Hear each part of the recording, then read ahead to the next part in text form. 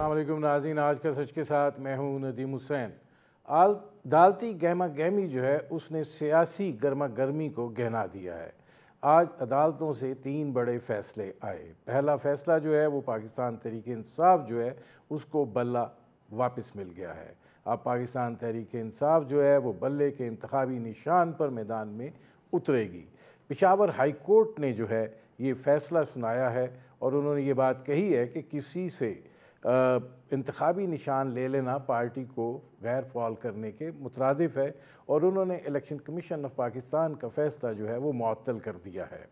अब देखना यह है कि इलेक्शन कमीशन जो है वो अब इंतखाबात पर फोकस करता है या वो इस हवाले से आगे बढ़ता है, सुप्रीम कोर्ट में जाता है, चैलेंज करता है। लेकिन इस वक्त की सूरत हाल ये है कि पाकिस्तान तहरीक इंसाफ जो है उसको बतौर इंतखाबी निशान बल्ला जो है अब वापस मिल गया है और वो अब आगे इस मामले को लेकर बढ़ सकते हैं और वो ये बात कह रहे हैं कि कल वो अपनी टिकटों का भी ऐलान जो है वो कर देंगे। दूसरी बड़ी चीज़ या बड़ी डेवलपमेंट जो है वो जस्टिस मुज़ाहिर नकवी का इस्तीफ़ा है जो आज उन्होंने दिया है। गो कि उसके ऊपर सन गलत दर्ज था, लेकिन उनके ख़िलाफ़ सुप्रीम जुडिशल काउंसिल में जो कार्रवाई जारी थी, कल उस हवाले से एक और इजलास होना था। उसमें चीफ़ जस्टिस ऑफ पाकिस्तान ने गवाहों को भी तलब किया हुआ था, लेकिन आज ही उन्होंने जो है वो इस्तीफ़ा दे दिया है। उन्होंने एक मरतबा फिर अपनी जो कार्रवाई है उसको सुप्रीम जो अहकामात हैं उनके रूल्स की तौहीन के मुतरादिफ करार दिया है। ये सूरत हाल जो है ये अब इस फ़ैसले को लेके आगे क्या होता है ये भी एक इम्पॉर्टेंट इशू है। तीसरी चीज़ यह है कि सुप्रीम कोर्ट ने संगीन गद्दारी केस में साबिक सदर परवेज़ मुशर्रफ की सज़ाए मौत देने का खुसूसी अदालत का फ़ैसला बरकरार रखा है। सदर परवेज़ मुशर्रफ को खुसूसी अदालत ने जो है वो आर्टिकल 6 के तहत सज़ाए मौत की सज़ा जो है वो सुनाई थी। अब चीफ़ जस्टिस काजी फ़ाइज़ ईसा की सरबराही में सुप्रीम कोर्ट के 4 रुकनी लार्जर बेंच जो है उसने इसकी जो है वो समाअत की थी और जो मामला है उसको जो है वो बरकरार रखा है। और जो लाहौर हाई कोर्ट का फ़ैसला था जिसने उस पेशावर हाई कोर्ट की अदालत के फ़ैसले को जो है वो कलअदम करार दिया था, उसको बरकरार रखा है। और ये बात कही गई है कि चूँकि साबिक सदर की फ़ैमिली जो है वो पैरवी के लिए मौजूद नहीं है, तो अदालत के पास कोई चाराकार नहीं रह जाता कि वो इस फ़ैसले को बरकरार रखे। लेकिन इस फ़ैसले के आगे क्या मुज़मिरात होंगे, क्योंकि इससे पहले जब पेशावर हाई कोर्ट का फ़ैसला आया था तो उस हवाले से एक शदीद रद्द-ए-अमल जो है वो भी ISPR की जानिब से सामने आया था। दूसरी जानिब सियासी मामलात जो हैं उस हवाले से देखा जाए तो मुस्लिम लीग नवाज़ जो है उसके अंदर टिकटों की तकसीम को लेकर अंदरूनी इख्तलाफात जो हैं वो चल रहे हैं। अब ये बात कही जा रही है कि 15 जनवरी को जो उनकी मंशूर कमेटी है उस हवाले से हतमी इजलास होगा और फिर मियाँ नवाज़ शरीफ साहब जो हैं वो इंतखाबी मुहिम का आगाज़ करेंगे। देखना ये है कि मुस्लिम लीग नवाज़ जो अब तक सिर्फ़ ड्राइंग रूम की सियासत में उलझी रही है और ज़ाहिर है कि कहीं सीट एडजस्टमेंट की बात हो रही है तो कहीं पर ताउन की बात हो रही है, तो जब वो अमली तौर पर मैदान में नवाज़ शरीफ साहब की क़यादत में उतरती है तो वो मंजरनामे को किस हद तक अपने हक़ में जो है तब्दील करने में कामयाब होते हैं। बिलावल भुट्टो ज़रदारी जो हैं वो भी लाहौर पहुँच चुके हैं और ज़ाहिर है कि वो भी लाहौर से इंतखाब लड़ रहे हैं। वो एक दफ़ा फिर पाकिस्तान पीपल्स पार्टी को पंजाब में रिवाइव करने के लिए कोशिश हैं।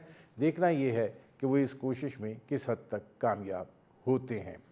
ज़मीनी हक़ाइक़ जो हैं वो यकीनन मुख्तलिफ़ हैं और इस वक्त पाकिस्तान तहरीक इंसाफ के बेशतर रहनुमाओं को इलेक्शन लड़ने की इजाज़त जो है वो मिल चुकी है। गो कि उनके बानी चेयरमैन इस वक्त तक इलेक्शन के अमल से बाहर हैं, लेकिन देखना यह है कि क्या ये पार्टी जो महज सोशल मीडिया पर या फिर एक जज्बाती लहर के ऊपर जो है वो तकिया किए बैठी है, अमली तौर के ऊपर जब एक हल्का की सियासत तो दीगर अवामिल जो हैं कारफरमा होंगे और पार्टी की टिकटों की तकसीम के ऊपर भी एक इख्तलाफी सूरत हाल जन्म लेगी और फिर आज़ाद उम्मीदवारों का एक कौल जो है वो भी अमली तौर पर नज़र आएगा इन इंतखाबात को लेकर, تو کیا صورتحال ہوتی ہے اور کیا ان انتخابات کے نتیجے میں ٹرن آؤٹ جو ہے وہ اس حد تک جاتا ہے کہ جہاں پر پھر پتہ چل سکے کہ معاملات جو ہیں وہ کس نوعیت کے ہیں.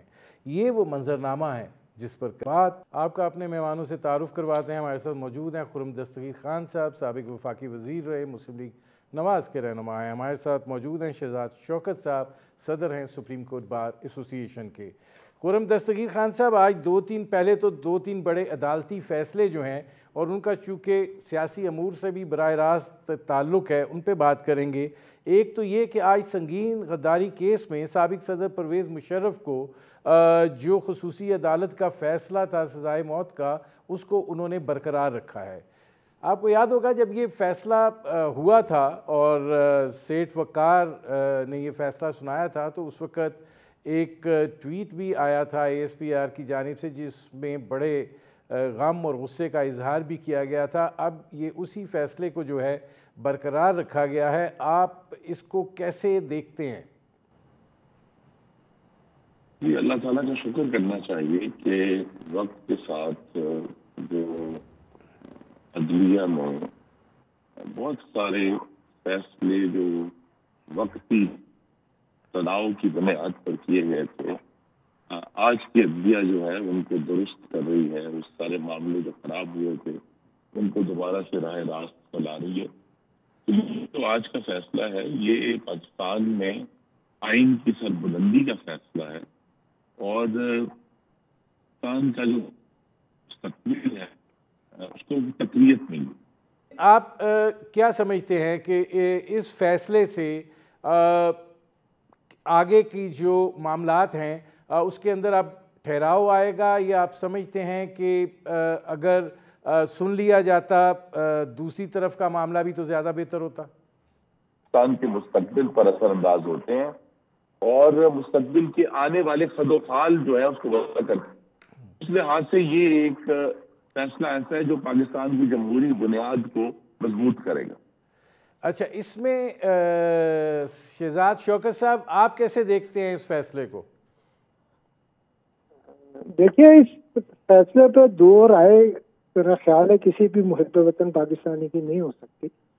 یہ فیصلہ ہم سمجھتے ہیں ضروری تھا کیونکہ بار بار ہمارے ملک کی جو کانسٹیٹیوشنل ہسٹری ہے اس میں ایڈونچرز ہوتے رہے ہیں اور بار بار آئین جو تھا 73 کا آئین جو ایک متفقہ آئین تھا، بار بار اس کو سسپینڈ کیا گیا، ایبروگیٹ کرنے کی کوشش کی گئی.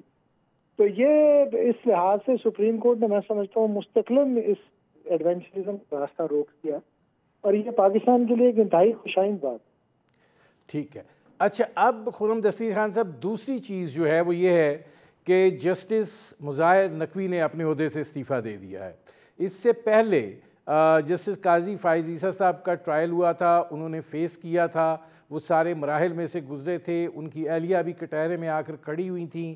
اب جسٹس مظاہر نقوی صاحب جو ہیں، کل ان کا سپریم جوڈیشل کونسل کا کیس جو ہے وہ لگا ہوا تھا اور آج انہوں نے جو ہے وہ استعفیٰ دے دیا ہے. اس پر آپ کیا کہیں گے؟ جی، اس میں سب سے اہم بات یہ ہے کہ مظاہر نقوی صاحب کو ان کے اوپر جو الزامات تھے ان کا اسی طرح سامنا کرنا چاہیے تھا جس طرح آج کی چیف جسٹس قاضی فائز عیسیٰ نے کیا تھا، اور اوپن کورٹ میں سارے الزامات کا سامنا کیا تھا. خود بلکہ انہوں نے غیر معمولی قدم اٹھائے اور وہ خود اس میں اپنے وکیل بنے تاکہ جو ہے وہ اس سے پھر سزا جو ہے وہ صاف ہوئی، جس میں بے شمار الزامات تھے، بے شمار دشمن اسی عدالت سے پھر بری کروایا جس پر جہاں ان کو الزامات لگے تھے. تو یہ جو استعفیٰ ہے یہ بھی ہماری صدا ہے کہ استعفیٰ ان کی جو اگر ان کے اوپر کوئی الزامات ہیں اس کی مکمل سزا نہیں ہو سکتی. وہ اپنی جگہ پر موجود ہیں. ہم منتخب نمائندوں کے 20 سال بعد کے اور 30 سال بعد کے ایشوز جو ہیں ان کو ریز کرتے ہیں تو عدلیہ کے اوپر بھی اتنا ہی پبلک ٹرسٹ اور ایک پاکستان کے عوام کی طرف سے جو ذمہ داری ہے ان کے اوپر آئینی ذمہ داری وہ اتنی ہی بھاری ہے اور اتنی ہی جو ہے ملک و قوم کے لیے کروشل ہے. لہذا انہوں نے استعفیٰ دے دیا ہے، لیکن انہیں ابھی بھی جو ہے یہ چیپٹر تیسرے کے ساتھ بند نہیں ہونا چاہیے. اگرچہ عدلیہ میں ہمیں یہ ہمارے سامنے فیکٹ ہے کہ عام طور پہ یہی دیکھا گیا ہے کہ جب بھی کسی جج کے اوپر اس قسم کے الزامات آئے، انہوں نے ان کا سامنا کرنے کی بجائے جو ہے وہ استعفے کو ترجیح دے کر وہ سائڈ پر ہو گئے، اور انہوں نے تمام مراعات بھی لی اور سابق جسٹس بھی کہلائے، اور ان کے اوپر جو الزامات تھے ان کا کبھی بھی تو انویسٹیگیشن اور رزلٹ نہیں آیا. قاضی فائدی صاحب اس معاملے میں صرف ایک ایکسیپشن ہے. صحیح. اب اس میں یہ فرمائیے گا شہزاد صاحب کہ جسٹس مظاہر اکبر نقوی کا استعفیٰ بھی آ گیا، کہ آپ سمجھتے ہیں ان کے اوپر ایک اخلاقی بوجھ بھی تھا کہ جو انہوں نے بینچ تھا لاہور ہائی کورٹ کا جس میں سابق صدر جنرل پرویز مشرف کے خلاف جو خصوصی عدالت کا فیصلہ تھا، یہ اس بینچ کے سربراہ تھے اور اس کو کالعدم قرار دیا تھا، اور اب یہ صورتحال جو ہے یہ سامنے آئی ہے. کیا جیسے کہہ رہے ہیں خرم دستگیر صاحب کہ معاملہ یہاں نہیں رکنا چاہیے؟ دیکھیں، آئینی طور پر تو ایک ہائی کورٹ اور سپریم کورٹ کا جو جج ہے اس میں استعفیٰ دینے کے لیے صدر پاکستان کو اپنا استعفیٰ بھیجنا ہوتا، اور اس کی منظوری کی کوئی شرط نہیں ہوتی. جیسے ہی وہ استعفیٰ دیتا ہے وہ اپنے عہدے سے جو ہے عہدہ برا ہو جاتا. لہذا یہ ہم سب کی سوچ وہی ہے کہ جیسے یہ الزامات ہیں ان کو فیس کرنا چاہیے ججز کو، اور فیس کر کے اپنے آپ کو ونڈیکیٹ کرنا چاہیے. اور آئی ایم شیور کہ اگر فائز صاحب اپنا مقدمہ لڑ سکتے ہیں تو مظاہر صاحب بھی یقیناً اپنا مقدمہ لڑ سکتے تھے اور عوام کی نظروں میں ونڈیکیٹ ہو سکتے تھے. لیکن انہوں نے سمجھا یہ ان کا ذاتی فیصلہ تھا. میں سمجھتا ہوں کہ اس میں شاید یہ جو آج کا ججمنٹ آیا ہے اس نے بھی اپنا رول پلے کیا ہو.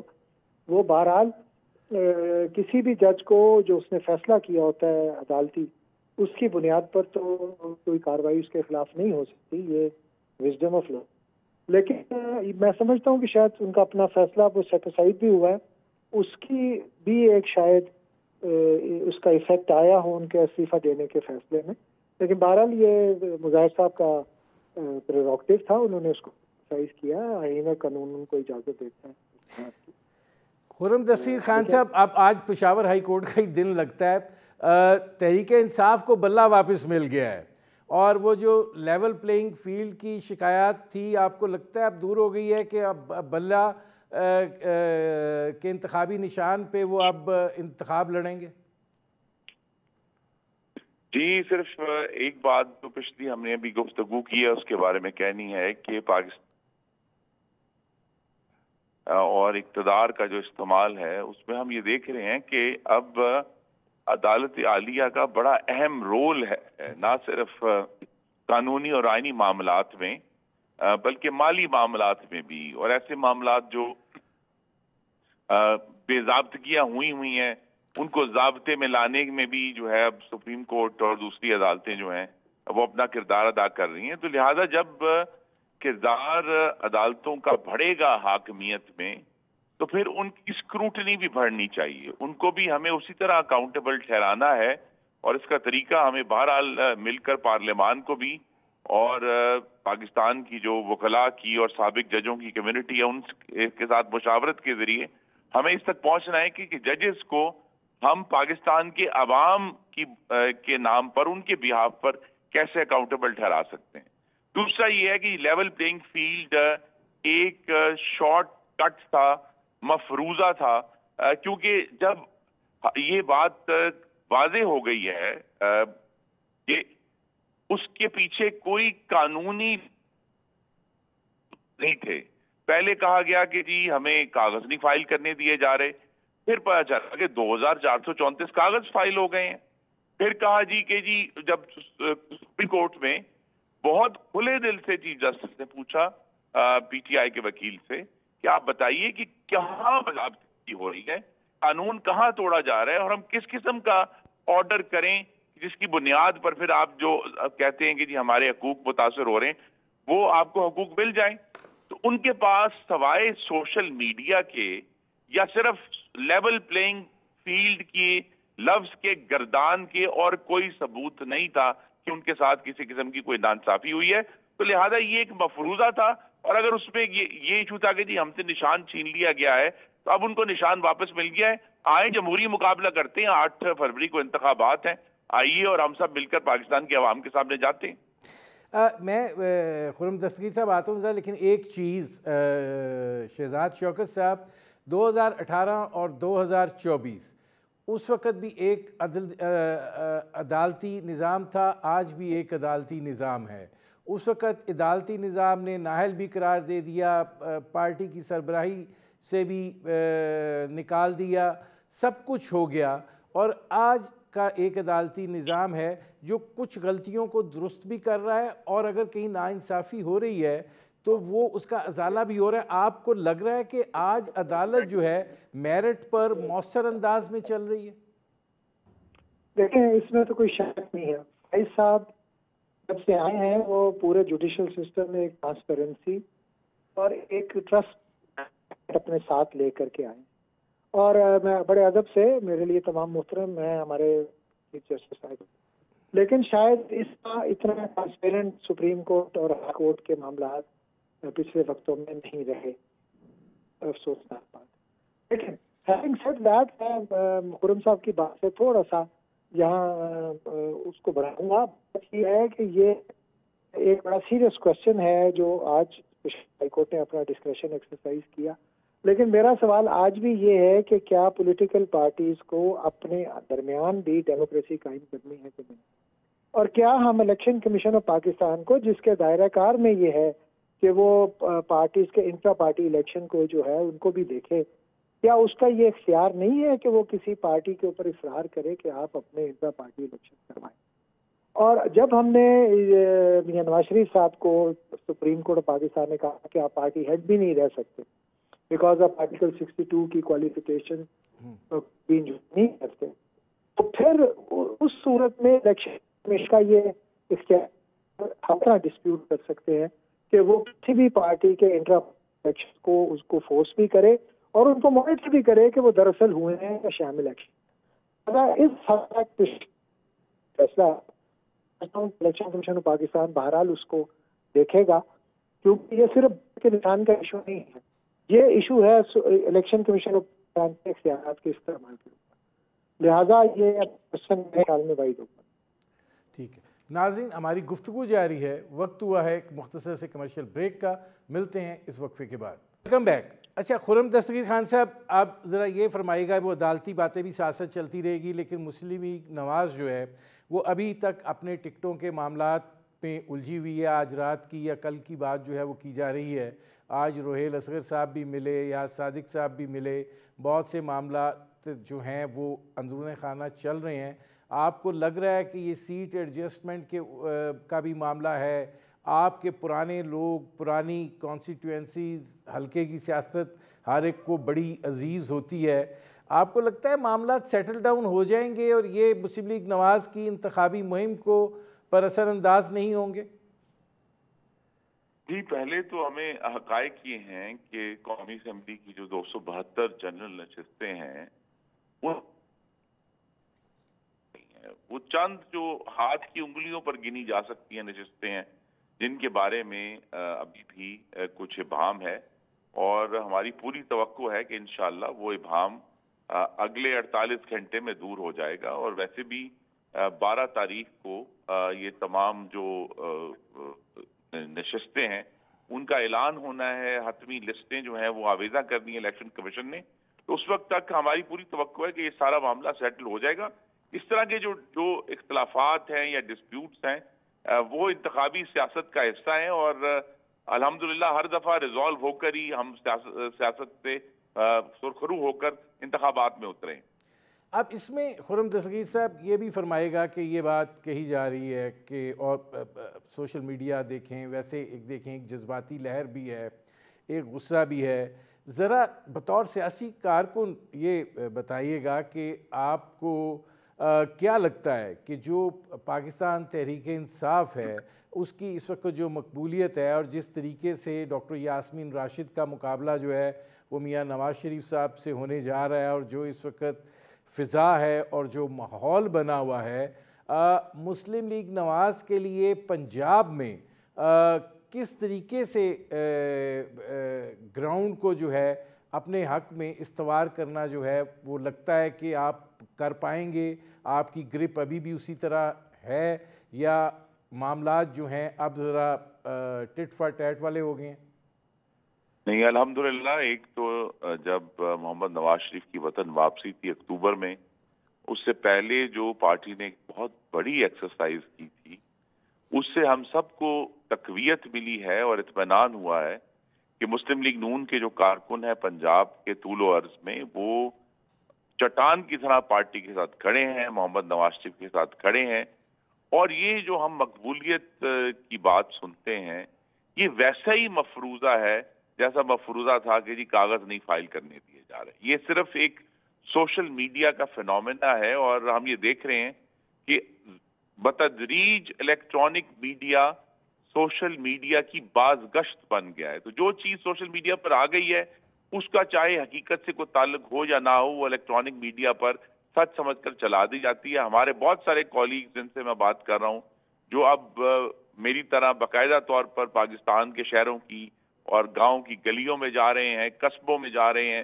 بات کر رہے ہیں لوگوں سے، ان سب کا یہی اب متفقہ مشاہدہ ہے کہ یہ جو مقبولیت کا مفروضہ ہے یہ صرف سوشل میڈیا پر تو ہوگا، پنجاب کی گلیوں میں کہیں نظر نہیں آ رہا۔ وہ بہرحال ایک سیاسی جماعت ہے، ہم نے ان سے 13 میں بھی مقابلہ کیا، 18 میں بھی مقابلہ کیا، انشاءاللہ 2024 میں بھی کریں گے، لیکن ابھی اس جماعت کے سامنے یہ سوال ہے جو ہم رکھیں گے کہ سوائے آگ لگانے کے یا اپنے اداروں پر حملہ آور ہونے کے یا شہیدوں کی بے حرمتی کرنے کے، انہوں نے پاکستان کے عوام کی فلاح کے لیے کیا کیا؟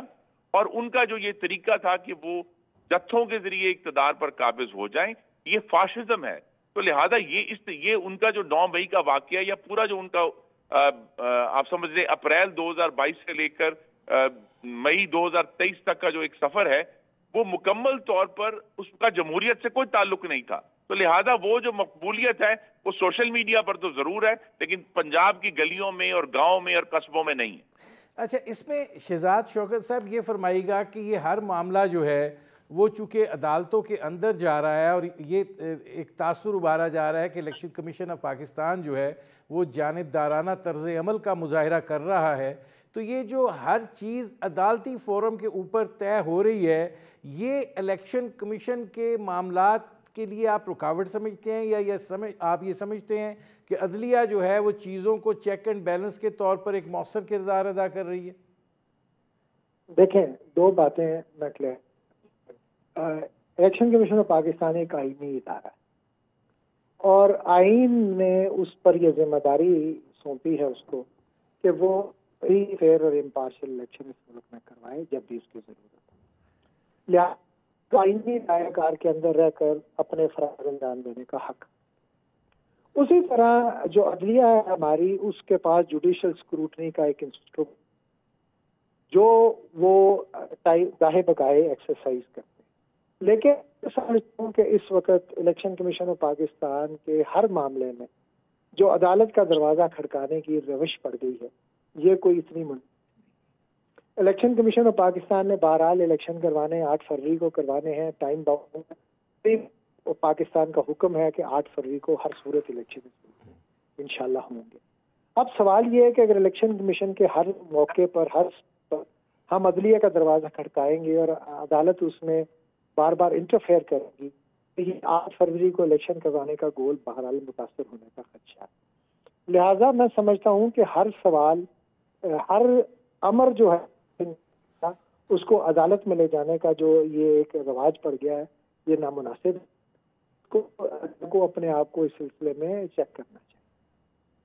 اب خرم دستگیر خان صاحب، یہ جو نون لیگ ابھی تک جو ہے انتخابی مہم جو ہے اس طریقے سے شروع نہیں کر پائی جس طریقے سے باقی پارٹیز چل رہی ہیں، اس کو بڑی تنقید کا نشانہ بنایا جا رہا ہے، اور یہ بات کہی جا رہی ہے کہ آپ لوگ جو ہیں وہ ابھی تک ڈرائنگ روم سیاست کے اندر جو ہے وہ پھنسے ہوئے ہیں۔ آپ کیا سمجھتے ہیں کہ اس ماحول کے اندر جو آپ بات کی جا رہی ہے 15 جنوری سے کوئی 2 ہفتے کی الیکشن مہم جو ہے وہ کافی ہوگی؟ جی نہیں، 15 جنوری کے بعد ہمارے پاس 3 ہفتے ہیں، 22 دن ہیں، جس میں ہمارے قائدین میاں نواز شریف، شہباز شریف، مریم نواز، اوکیجنلی حمزہ شہباز بھی، اور پارٹی کے جو دوسرے سینئر لیڈران ہیں وہ پورے ملک میں جا کر جلسے کریں گے، عوام سے بات کریں گے۔ میں اور میرے بہت سارے جو فقائے کار ہیں انہوں نے پہلے سے ہی یہ کام شروع کر دیا ہے۔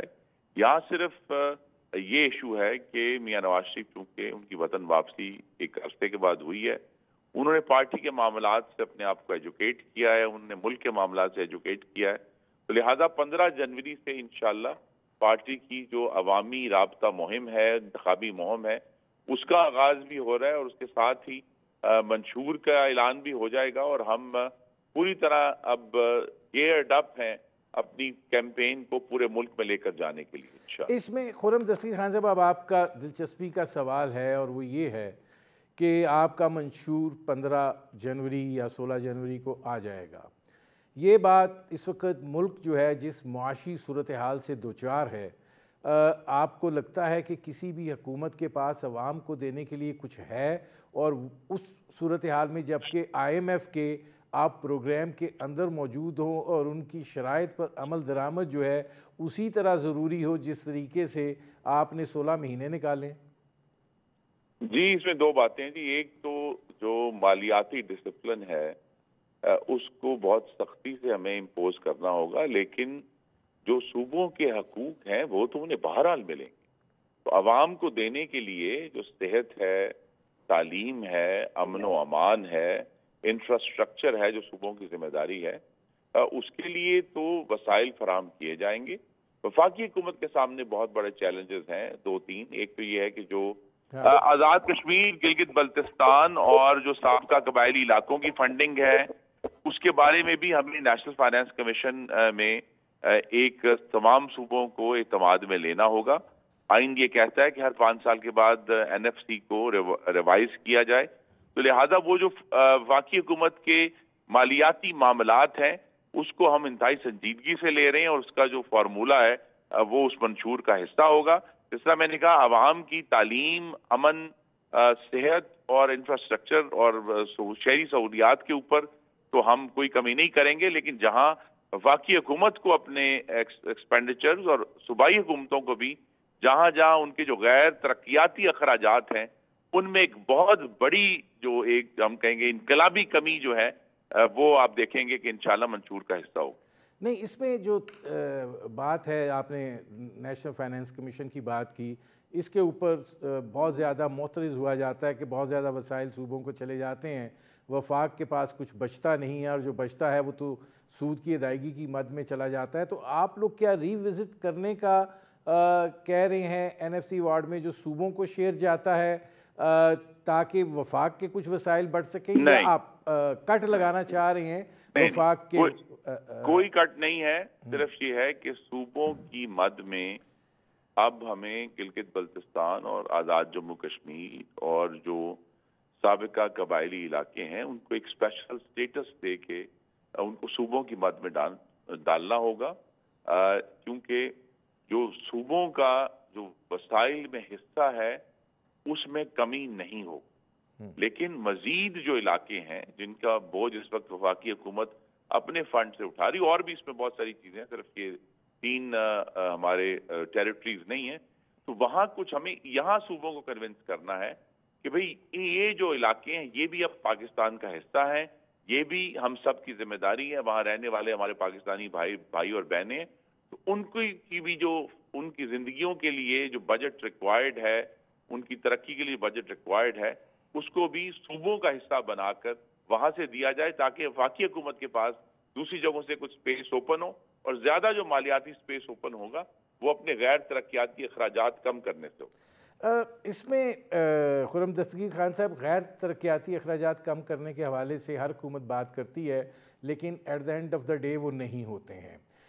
دوسری چیز یہ ہے کہ آپ کا اوپر کی سطح پر آپ نے سود کتنا دینا ہے، ڈیفنس کو کتنا جانا ہے، باقی جو اخراجات ہیں گورنمنٹ کے وہ کتنے ہونے ہیں، عام آدمی جو ہے اس کو غرض نہیں ہے۔ اس وقت تقریباً 1 کروڑ آدمی اور خطے غربت کی سطح سے نیچے جا چکا ہے، تو اور IMF پروگرام میں آپ ہیں اور آگے بھی آپ کو جانا پڑے گا، تو وہ جو زنجیروں میں جکڑی ہوئی حکومت ہوگی اس کے پاس یہ جو غربت میں لوگ چلے گئے ہیں ان کو اٹھانے اور معیشت کو اس طرح رواں کرنے کے لیے کہ کوئی روزگار پیدا ہو، بے روزگاری میں کمی ہو، آپ کو لگتا ہے کہ یہ ڈیلیور ہو پائے گا؟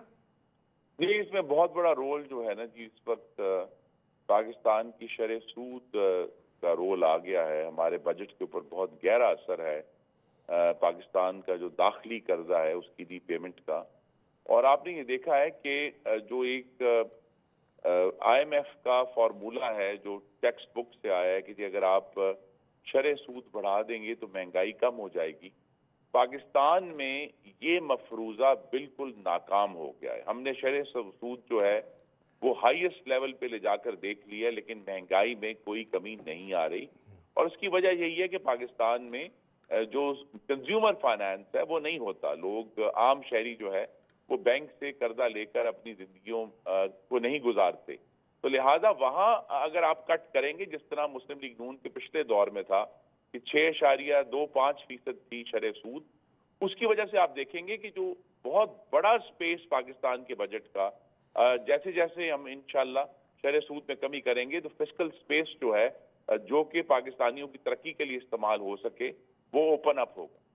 اچھا یہ فرمائیے گا کہ بلاول بھٹو زرداری صاحب بھی لاہور آ گئے ہیں، پنجاب میں بڑے وہ اپنی انتخابی مہم کو چلا رہے ہیں، اپنے آپ کو ظاہر ہے انہوں نے اگلے وزیر اعظم کے طور پر پیش کر دیا ہے۔ مسلم لیگ نواز اور مسلم لیگ نواز کی قیادت پر وہ تنقید بھی کر رہے ہیں، اور وہ کہہ رہے ہیں کہ جس طرح نواز شریف صاحب کا چہرہ اترا ہوا ہے لگتا نہیں وہ وزیر اعظم بن پائیں گے۔ مسلم لیگ نواز محتاط ہے، تو کیا آپ کو مستقبل کی پیش بندی ہے کہ کل کو دوبارہ ان کو ساتھ ملا کے حکومت نہ بنانی پڑ جائے؟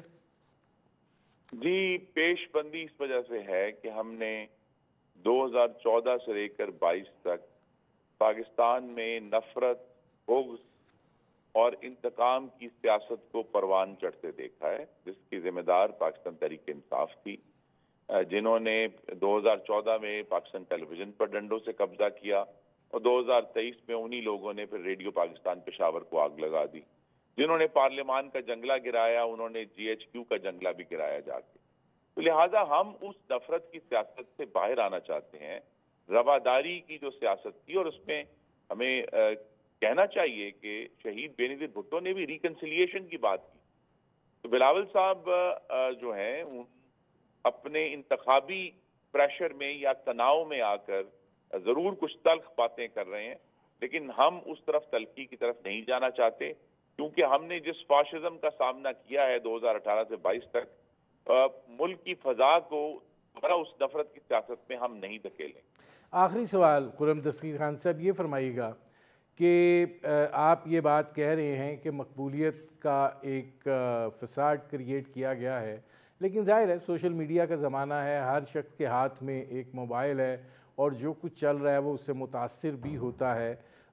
آپ چونکہ حلقوں میں ہیں، عوامی رابطہ مہم ہو رہی ہے، آپ کو کیا دکھائی دے رہا ہے کہ کس حد تک مزاحمت کا جو ہے وہ اس حوالے سے سامنا ہے کہ لوگ جو ہیں اس لہر کے بہاؤ میں ہیں؟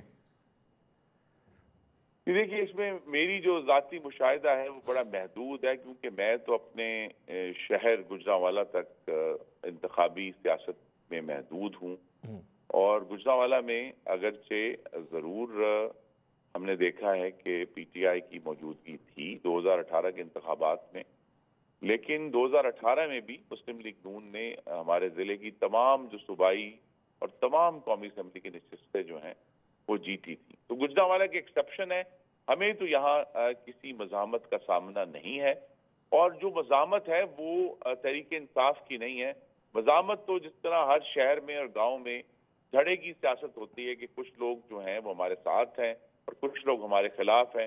جو خلاف ہیں وہ مختلف جھنڈے پکڑ کر مختلف اوقات میں آتے ہیں. وہ ضرور مخالفت، ایک ذاتی مخالفت ضرور ہو سکتی ہے، لیکن سیاسی مزاحمت ہمیں اپنے شہروں کی گلیوں میں نظر نہیں آ رہی. بہت شکریہ خرم دستگیر خان صاحب، بہت شکریہ شہزاد شوکت صاحب.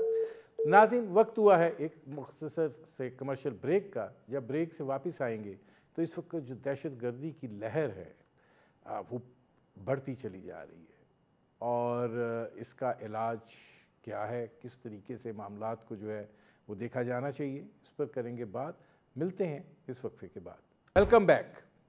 ناظرین، اس وقت ملک کے اندر دہشت گردی کی صورتحال جو ہے وہ دن بدن دگرگوں ہوتی چلی جا رہی ہے.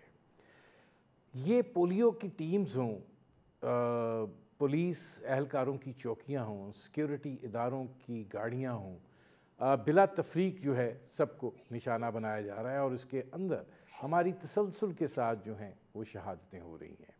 اس حوالے سے ملک جو ہے وہ اس وقت ایک ایسی صورتحال پر کھڑا ہے جہاں پر اس نے آئندہ کچھ ہفتوں میں ایک انتخابی مرحلے سے بھی گزرنا ہے، اور دوسری جانب ملک کے اندر یہ جو دہشت گردی کا سلسلہ ہے یہ روز افزوں بڑھتا چلا جا رہا ہے. اس حوالے سے پاکستان کے سیکیورٹی ادارے جو ہیں وہ کوشش کر رہے ہیں. بہت زیادہ حملے جو ہیں وہ ناکام بھی بنائے جاتے ہیں، وہ منظر عام پر نہیں آتے ہیں، لیکن جس کے نتیجے میں نقصان ہوتا ہے یقیناً وہ سامنے آتے ہیں. اور جب نوجوانوں کی شہادتیں ہوتی ہیں تو دل جو ہے وہ دل گرفتہ ضرور ہوتا ہے، افسوس ہوتا ہے، دکھ ہوتا ہے، کیونکہ وہ بھی کسی کے بیٹے ہیں، کسی کے شوہر ہیں، کسی کے باپ ہیں. تو یہ ایک بڑی صورتحال جو ہے وہ المناک ہو جاتی ہے. اس صورتحال میں پاکستان سے جمعیت علماء فضل الرحمان کے سربراہ مولانا فضل الرحمان جو ہیں وہ بھی افغانستان گئے ہیں. افغانستان کی قیادت سے وہ بات چیت کر رہے ہیں، لیکن وہاں پر جب وہ گئے ہیں تو ان کے خلاف مظاہرے بھی ہوئے ہیں. ایک طرف یہ صورتحال ہے کہ پاکستان جو ہے وہ اپنی سی کوشش تو کر رہا ہے کہ اپنے بارڈرز کے تحفظ کو یقینی بنایا جائے، اور یہ بات بھی کہی جا رہی ہے کہ افغانستان کے رویے میں کچھ تبدیلی جو ہے وہ دیکھنے کو ملی ہے، لیکن سخت بیانات کا سلسلہ اس جانب سے جو ہے وہ ابھی تک جاری ہے. یہ وہ صورتحال ہے جس پر کریں گے بات. ہمارے ساتھ موجود ہیں لیفٹیننٹ جنرل ریٹائرڈ معین الدین حیدر صاحب، سابق گورنر سندھ رہے، ممتاز تجزیہ نگار ہیں. معین الدین حیدر صاحب، ہماری طرف سے یہ بات کہی جا رہی ہے کہ افغانستان کے رویے میں کچھ تبدیلی جو ہے وہ دکھائی دے رہی ہے. آپ کو لگتا ہے کہ جس طریقے سے دہشت گردی کے واقعات ہو رہے ہیں ان کے رویے میں کوئی تبدیلی ہے، کیونکہ زمین تو انہی کی استعمال ہو رہی ہے؟ دیکھیے، پچھلے 1-2 سال میں میرے خیال سے کوئی 60-70% جو ہے وہ ٹیررزم کے واقعات میں انکریز آئی ہے، خصوصاً جو ہے کے پی کے میں اور بلوچستان میں، جو ہمارے 2 ایڈجوائننگ پروونسز ہیں افغانستان کے ساتھ. ظاہر ہے کہ وہاں پر افغانستان سے لوگ آتے ہیں، کارروائی کر کے چلے جاتے ہیں، اور وہاں بہت سی جماعتیں بیٹھی ہیں. کوئی داعش ہے، کوئی ISIS ہے، کوئی خراسان والے ہیں، کوئی TTP ہے، کوئی TTA ہے. تو یہ تو ایک تو بات یہ ہے.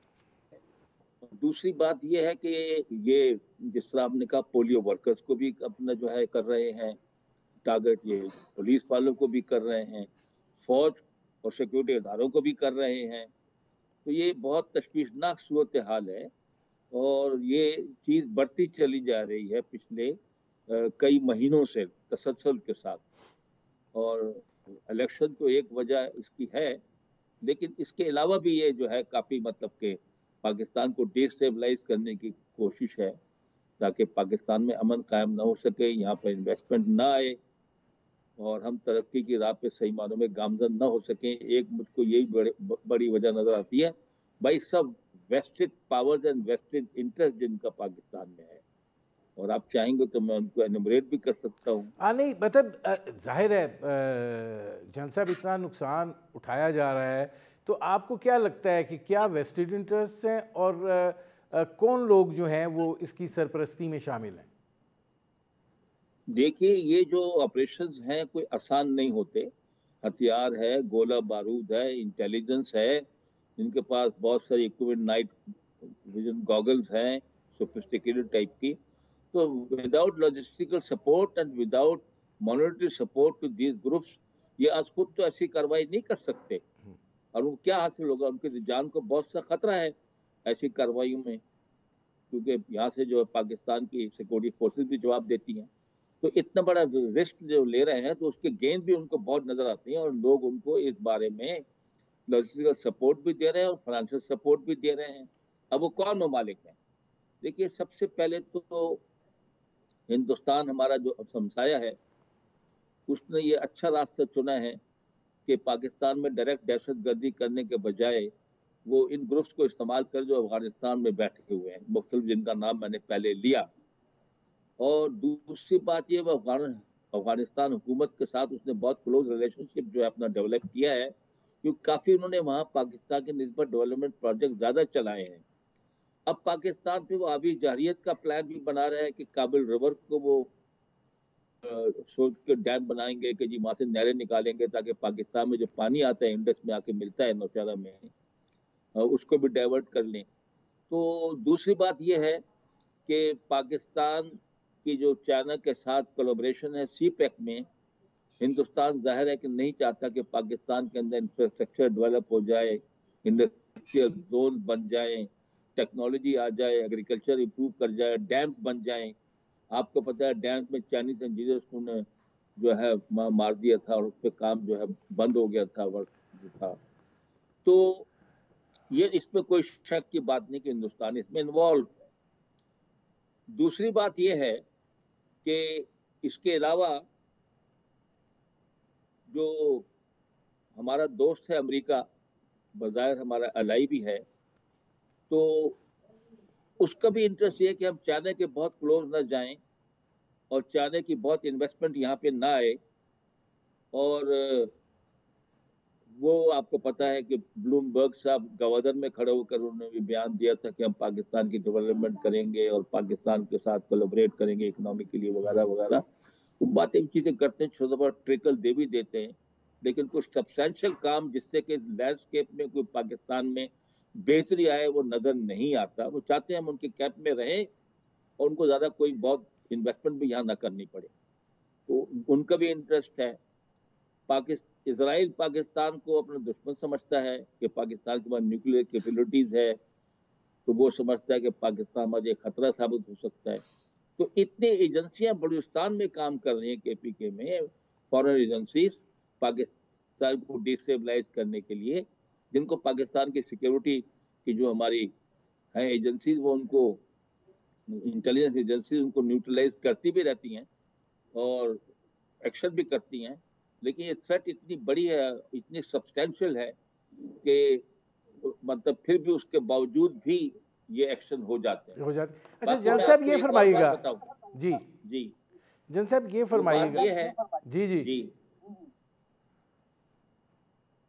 जी जन साहब, कि जिस वक्त ये अमेरिका बस pulling out of Syria and Iraq वगैरह से वो निकल रहे थे, तो उस वक्त रूस ने ये बयान दिया था, रशिया ने, कि वहां से जो आईएसआईएस के एलिमेंट्स हैं और दाइश के एलिमेंट्स हैं, उनको उस जिन्होंने वहां बहुत जो वहां पर उधम मचाया हुआ था उन दो मुल्कों के अंदर मुसलमानों को मारने में, तो उनको लाकर अनआइडेंटिफाइड प्लेन्स में उनको ट्रांसपोर्ट किया जा रहा है अफगानिस्तान में, हेलीकॉप्टर से उनको मुख्तलिफ जगहों पर लोकेट किया जा रहा है। तो अभी जो किरमान में हमला हुआ है वो दाइश ने, सुना कि वो अमेरिका ने कहा जी दाइश ने किया। भाई दाइश के पीछे कौन है, किसने लाके बिठाया है और क्यों बिठाया है? क्योंकि ये चाइना को भी थ्रेटन कर सकते हैं, ईरान को भी थ्रेटन कर सकते हैं, पाकिस्तान के भी मतलब के ऊपर वो दबाव रहता है इन चीजों का। तो ये बहुत सारी एजेंसियां जो बैठाई हुई है, इस किस्म के जो टेररिस्ट ग्रुप बैठे हुए हैं, इनके पीछे बड़ी ताकतों का हाथ है और वो अपना गेम खेल रहे हैं। अब खुद जन डायरेक्टली साहब इन्वॉल्व होने की बजाय इनसे काम लें। जन साहब अब सवाल ये है कि इस सारी सूरत हाल में एक पॉलिटिकल विल की भी ज़रूरत होती है। मुल्क में इस वक्त एक सियासी अदम इस्तेकाम की भी सूरत हाल है, तो नेशनल एक्शन प्लान बना था ताकि एक बड़ा जामिया हिकमत अमली के तहत जो है वो इस सारी सूरत हाल को टैकल किया जाए। لیکن اس پہ عمل نہیں ہوا، اتنے نقصان کے باوجود کیوں؟ دیکھیے بات یہ ہے کہ جتنے ریسورسز پاکستان کو خرچ کرنے چاہیے to upgrade its police forces and other agency جو کہ ٹیررزم کو فائٹ کر سکتی ہیں، اور جس طرح کے پی کے پولیس ہے یا بلوچستان کی پولیس ہے یا سی ٹی ڈی جس طرح ہے. اب مجھے پتا ہے کہ بلوچستان کے اندر بھی اور کے پی کے میں دونوں میں کوئی فرانزک کی بہت بڑی لیبارٹری نہیں ہے. ان کو اپنے تمام فرانزک کے لیے they have to depend on the Punjab province. تو مطلب اگر ہم نے ٹیررزم کو فائٹ کرنا ہے تو ہمیں کوئی اس میں انویسٹمنٹ کرنی پڑے گی، ریٹین کرنا پڑے گا، ان کو طاقت بہم پہنچانی ہوگی، انٹیلیجنس کو مضبوط کرنا ہوگا، ان کی کوارڈینیشن مضبوط کرنی ہوگی، اور سب سے بڑی بات یہ کہ ہمیں پولیٹیکل ول کریٹ کرنی ہوگی اس کام کو مطلب کرنے کے لیے. اچھا، اب اس میں جان صاحب یہ فرمائیے گا کہ ایک اور چیز آج سامنے آئی ہے. ظاہر ہے ہندوستان کے اندر انتخابات ہو رہے ہیں اور مودی صاحب جو ہیں وہ ایک جسے کہتے ہیں میڈیا ہائپ کریٹ کرنا جانتے بھی ہیں، کرتے بھی ہیں، اور ایک شعبدہ بازی ان کی بہت زیادہ ہوتی ہے. اب ان کے ایک سابق ہائی کمشنر ہیں اجے بساریہ صاحب، ان کا بھی ایک سٹیٹمنٹ آ گیا کہ جی جب ہم نے ان کے 2 طیارے گرائے تھے تو اس وقت کے وزیر اعظم نے بڑی کوشش کی تھی نریندر مودی کو فون کرنے کی، بڑی کالز کیں، انہوں نے فون نہیں اٹھایا، 9 میزائل تیار تھے، پھر پاکستان نے واپس کر دیا ابھی نندن کو اور معاملات کو سلجھایا. کیا کہیں گے اس پہ آپ، اس سارے ڈرامے پہ؟ دیکھیے بات یہ ہے، یہ نارمل باتیں ہونا اس طرح چاہیے کہ اگر دونوں ملکوں میں ٹینشن ہے، بالا کوٹ پہ حملہ ہو گیا اور ان کی ایئر فورس آ گئی ہے، ان کے جہاز انڈینز کے گرا دیا گیا ہے، تو اس سچویشن کو ٹون ڈاؤن کرنے کے لیے، اس کو ٹھنڈا کرنے کے لیے، یہ گراف کو نیچے لانے کے لیے سیاسی لیڈروں کا ایک دوسرے کو ٹیلی فون کرنا میں کوئی حرج نہیں. اچھی بات ہے کہ بھئی کیا مسئلہ ہے اور یہ کہاں تک بات کو بڑھانا چاہتے ہیں، اس بات کو ختم کیا جائے، تو اس میں تو کوئی حرج نہیں. لیکن اگر وہ کہتے ہیں کہ ہم نے 9 میزائل کا رخ پاکستان کی طرف کیا تو ہمارے میزائلوں کا رخ بھی ان کی طرف کرنا بہت آسان ہے. ہم بھی اس کے لیے تیار رہتے ہیں، اور جو ہی وہ اس قسم کا ایکشن کوئی ہوتا ہے تو ہم لوگ بھی ایکشن میں آ جاتے ہیں. وہ یہ بھی ان کو پتا ہے، اور کئی دفعہ ایسا ہو چکا ہے کہ امریکن جو ہے ان کو وارن کرتے ہیں کہ پاکستان نے اپنے میزائل کا رخ آپ کی طرف کر دیا، پلیز ٹون ڈاؤن، اس معاملے کو ٹھنڈا کرو. تو ورلڈ لیڈرز بھی اس میں کود پڑتے ہیں. یہ نارمل بات ہے اس قسم کے جو بساریہ صاحب نے بیان دے کر کوئی خاص کوئی وہ. دوسری بات یہ ہے کہ پاکستان میں الیکشنز ہو رہے ہیں، ہندوستان کا نام نہیں سنیں گے آپ. کشمیر کے معاملے میں بھی آج کل کوئی جو ہے الیکشنز کے معاملے پہ نہیں بولتا کہ ہم ہمارے منشور میں شامل آزاد کرائیں گے، کس طریقے سے کرائیں گے وہ بتائیں. لیکن ہندوستان کے آج کل ہر الیکشن میں پاکستان ایک ایشو ہے، اور اس سے پہلے ایک فالس فلیگ آپریشن ہو جاتا ہے. وہ کہتے ہیں پاکستان نے ٹیررزم کر دیا، پھر ان کو ہندو ووٹ پڑ جاتا ہے. تو ہم کو پھر اگین بہت الرٹ ہونے کی ضرورت ہے، رہنے کی ضرورت ہے. بہت شکریہ لیفٹیننٹ جنرل ریٹائرڈ معین الدین حیدر صاحب. ناظرین، یہ تھے لیفٹیننٹ جنرل ریٹائرڈ معین الدین حیدر. آپ نے ان کی گفتگو سنی. اب تک کے لیے اتنا ہی، اجازت دیجیے. اللہ حافظ.